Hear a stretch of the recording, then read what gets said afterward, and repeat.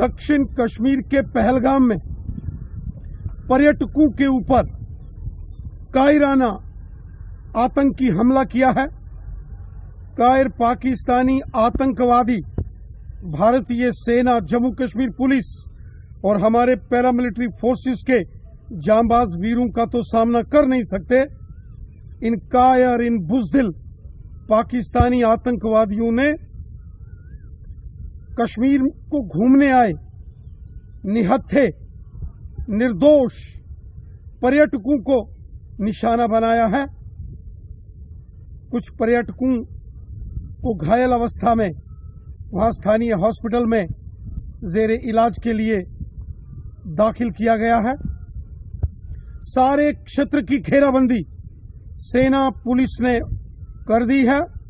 जो आतंकवादी पहलगाम के इस हमले के गुनहगार हैं, या इन आतंकवादियों के जो मददगार हैं, उनको जमीन के पाताल से भी निकालकर उनको उनके गुनाहों की सजा दी जाएगी। ये बुज़दिल कायर पाकिस्तानी आतंकवादी। एक्चुअल फिगर रिपोर्ट हमारे पास नहीं है, लेकिन जितना अभी न्यूज चैनल के माध्यम से पता चल रहा है 10-12 लोग इंजर्ड हैं। अभी किसी एक चैनल ने एक इंजर्ड को मृत भी घोषित किया है। बहुत ही दुखद समाचार है, दुखद खबर है।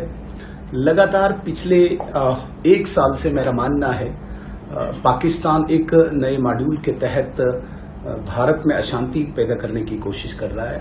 हालांकि जम्मू संभाग के सीमावर्ती और पहाड़ी क्षेत्र में हिंदू समाज के लोगों को निशाना बनाकर यहाँ पे एक डिवीजन पैदा करके एक नई दिशा पे इस आतंकवाद को लेने की कोशिश की गई। और आज जो सुनने में आ रहा है, हालांकि मैं इसकी पुष्टि नहीं करता हूं, लेकिन एक न्यूज चैनल में मैंने देखा एक इंजर्ड महिला ये कह रही थी कि आतंकवादी ने पहले नाम पूछा और उसके बाद हमला किया।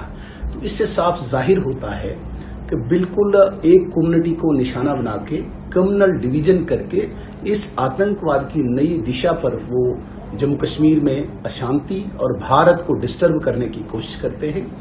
लेकिन हमें अपने सुरक्षा बलों पर, सुरक्षा एजेंसीज पर पूरा विश्वास है।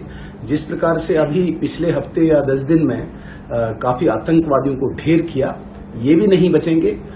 लेकिन जो भी नुकसान हुआ, जो मैंने दोबारा कहना है कि इसकी मैं पुष्टि नहीं करता हूं, लेकिन जो चैनल ये कह रहा है कि कोई मृत घोषित हुआ, उनके प्रति हम दुख प्रकट करते हैं। और जो अभी इंजर्ड हैं, अस्पतालों में हैं, ईश्वर से प्रार्थना करते हैं वो जल्दी ठीक हों, स्वस्थ हों, अपने घर पहुंचे। सुरक्षा बल, सुरक्षा एजेंसीज, आर्मी, पैरामिलिट्री जिस प्रकार से लगातार कॉर्डन सर्च करके इनको ढूंढ के दफन कर रही है, निशाना बना के इनको खत्म कर रहे हैं। हमें उम्मीद है कि जो आज इस घटना में शामिल होंगे उनको भी हमारी सुरक्षा एजेंसीज बिल्कुल छोड़ेंगी नहीं। लेकिन हम एक्सपेक्ट करते हैं कि कम लोग इसमें हों और जल्दी स्वस्थ हों।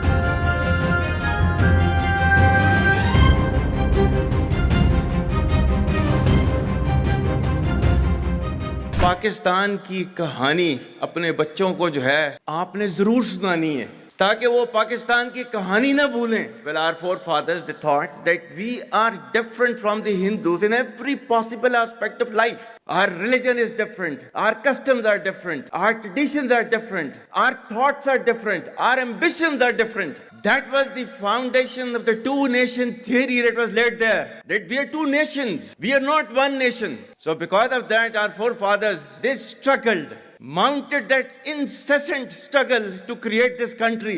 Our forefathers, they have sacrificed immensely, and we have sacrificed a lot for the creation of this country, and we know how to defend it. My dear brothers and sisters and sons and daughters, please don't forget the story of Pakistan, and don't forget to narrate the story of Pakistan to your next generation, so that their bond with Pakistan, it never weakens. Whether it is the 3rd generation or the 4th generation or the 5th generation, they know that what Pakistan is for them. आज तक इंसानियत की तारीख में सिर्फ 2 रियासतें हैं जो कलमे की बुनियाद पर बनी हैं। पहली जो थी उसका नाम है रियासत तैयबा, क्योंकि तैयबा जो है वो नबी करीम सल्लल्लाहु अलैहि वसल्लम ने उसको नाम दिया था, और जबकि कुरान में उसका नाम है यसरब, या अहले यसरिबा ला मुकाम लकुम फरजिउ, ये कुरान में नाम है उसका, जो आज जिसको मदीना अल मुनव्वरा कहा जाता है। और दूसरी रियासत जो है वो उसके 1300 साल के बाद अल्लाह ताला ने ये आपकी बनाई है, कलमे की बुनियाद के ऊपर।